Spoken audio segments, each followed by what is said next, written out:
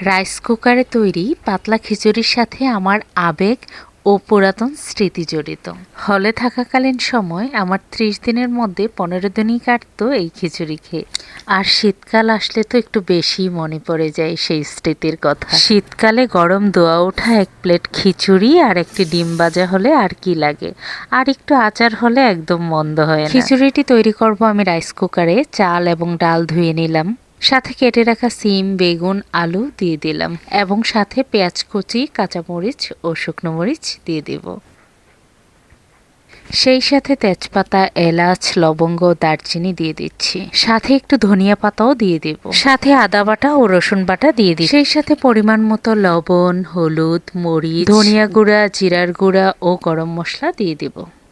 সেই সাথে পরিমাণ মতো তেল দিয়ে ভালোভাবে মেখে নিব এবং এই মাখাটাই আমার কাছে মনে হয় সবচেয়ে বেশি গুরুত্বপূর্ণ। এই মিশ্রণটি যত ভালোভাবে মাখানো হয় আমার মনে হয় খিচুড়ির স্বাদ তত বেশি বেড়ে যায়। আমি খুব ভালোভাবে মেখে নিয়েছি, একদম নরম হয়ে এসেছে সবজিগুলা। এই পর্যায়ে আমি চাল, ডাল ও সবজির দ্বিগুণ পরিমাণ পানি দিয়ে দিচ্ছি।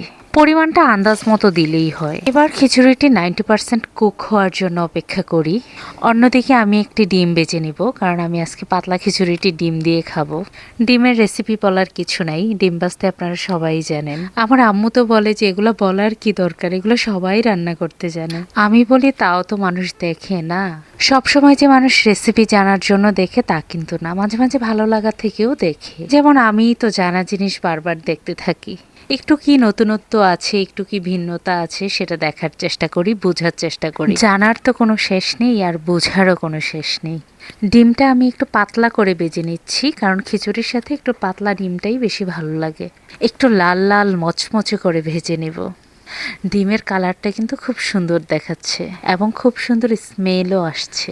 অন্যদিকে আমার খিচুড়ি প্রায় 90% হয়ে গেছে। এই পর্যায়ে আমি একটু টমেটো পেস্ট মিশিয়ে দেব।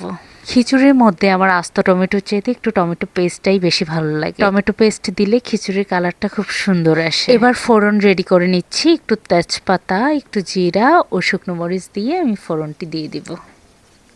ফোড়নটি দেওয়ার পর আমি 4 থেকে 5 মিনিট কুক করব, কারণ অলরেডি আমার খিচুড়িটি কুক হয়ে গেছে। আর হ্যাঁ, আরেকটা জিনিস আমি স্কিপ করে গিয়েছি, ফোড়নটি আমি সরিষার তেলে দিয়েছিলাম। সরিষার তেলেই খিচুড়ির স্মেলটা খুব ভালো হয়। সবশেষে আমি একটু ধনিয়া পাতা দিয়ে ভালোভাবে নেড়ে চেড়ে মিশিয়ে নিব। এবার আমি একটা প্লেটে পরিবেশন করে নিচ্ছি। রাইস কুকারে পাতলা খিচুড়ি সত্যিই খুব টেস্টি হয়। এই পদ্ধতিতে বাসায় অবশ্যই খিচুড়ি রান্না করে দেখবেন এবং আমাকে জানাবেন কেমন হয়েছে। আর আমার রেসিপিটি কেমন লেগেছে আপনাদের কাছে সেটাও আমাকে জানাবেন। আমার বাবা অপেক্ষা করছে খিচুড়ি খেয়ে রিভিউ দেওয়ার জন্য। আজকের মতো আল্লাহ হাফেজ।